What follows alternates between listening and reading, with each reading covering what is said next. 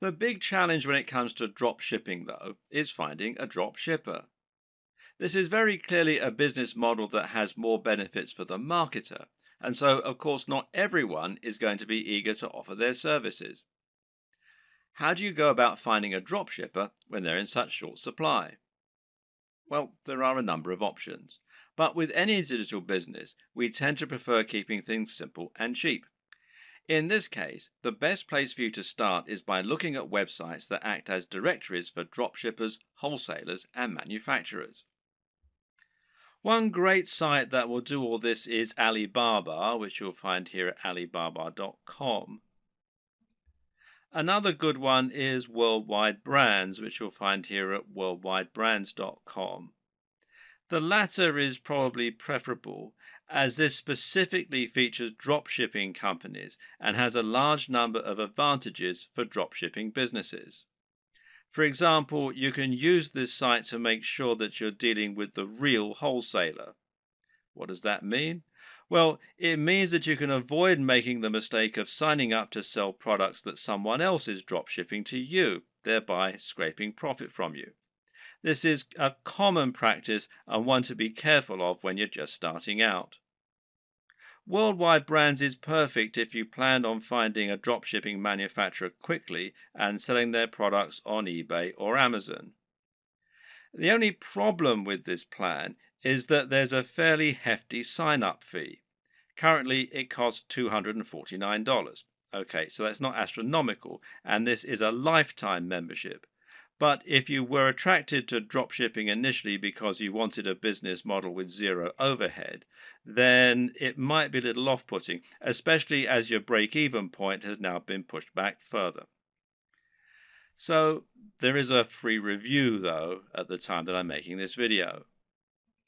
So another option is to try ThomasNet, which you can find here at thomasnet.com, which, like Alibaba, has a selection of different types of manufacturers and wholesalers selling different types of products and different types of services.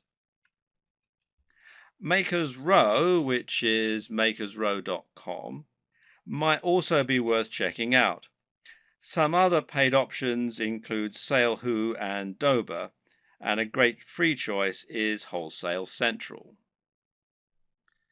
Failing that, another good strategy is just to search Google.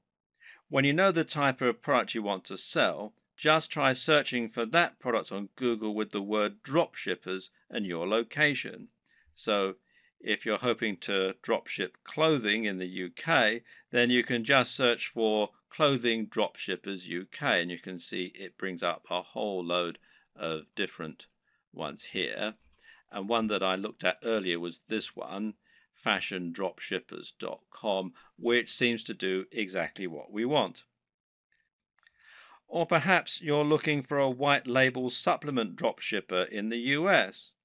In that case, we can search white label supplement dropshipping US. And amongst a lot of the ones here, which you can see, one that we find is Vox Nutrition, which you can find here, voxnutrition.com. And it lets us do exactly just that. And it's pretty simple and straightforward method, and there are more and more businesses like this springing up all the time to meet demand. Vox Nutrition will handle formulation, production, and fulfillment on your behalf, making things nice and simple. The third and final strategy for finding your online dropshippers is just to contact the companies you like directly. Find manufacturers for products you'd like to sell and drop them an email. Better yet, try messaging them via LinkedIn or a similar avenue and see if you can get them to respond that way.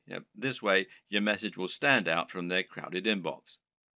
You could even visit stores in person and ask the owner if you could have the contact details for the company that sold them X product. And this works better for smaller, privately owned stores, of course. If the company doesn't already offer the drop shipping services you're looking for, then just explain to them the benefits and why you would like the opportunity to sell their products in this manner. In many cases, they will acquiesce and you'll be able to start selling a product that other online retailers don't have access to.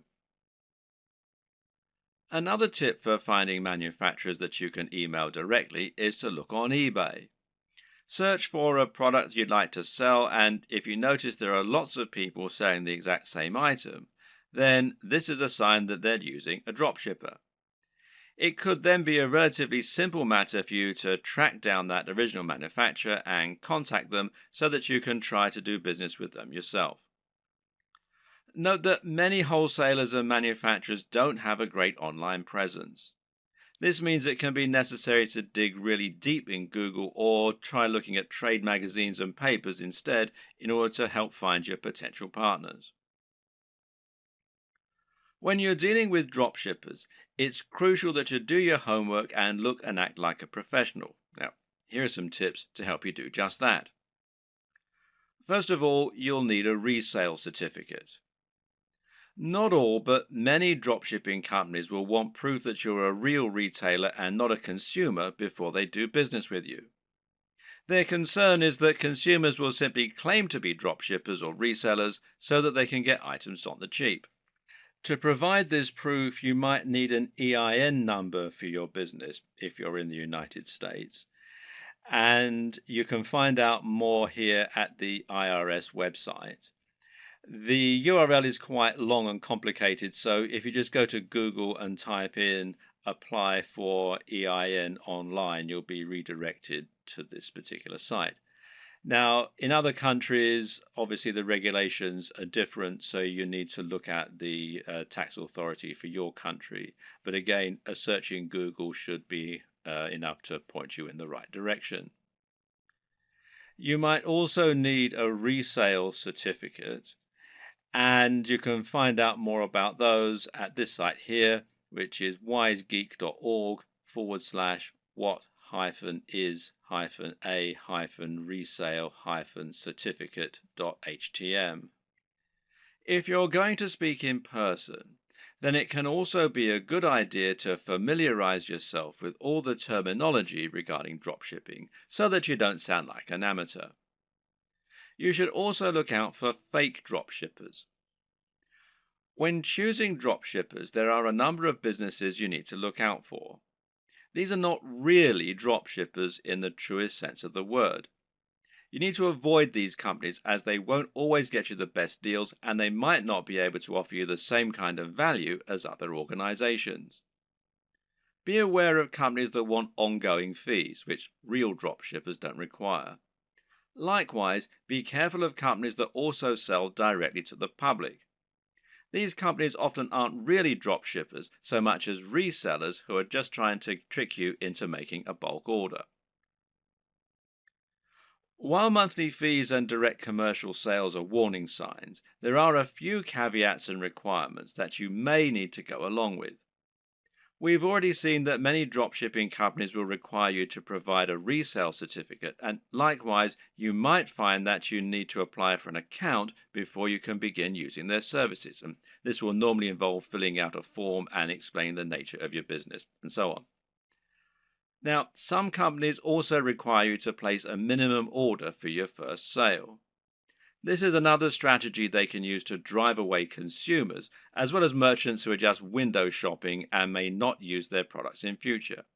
So, for example, you might have a minimum first order of $500, which is a little bit contrary to the entire concept of dropshipping, as you'll now have a bunch of inventory sitting around and the potential risk of losing that upfront investment.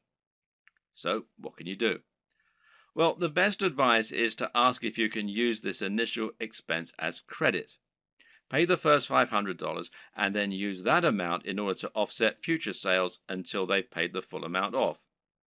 Drop them an email or speak in person to discuss this option. A lot of people just starting out are going to be very eager to find a partner to work with and will feel privileged when they get a positive response to their inquiry. It's an exciting feeling and certainly a compliment being given the go-ahead to sell on behalf of a manufacturer. But at the same time, you also need to be a bit discriminating in your choice. Don't go for the first company that's willing to work with you. Make sure they're actually up to scratch. One thing to be careful of is quality control, and in this regard, you often get what you pay for. Be sure to ask the company what quality control measures they have in place in order to prevent problems like defective products and faults. Likewise, speak with them regarding their delivery times and packaging.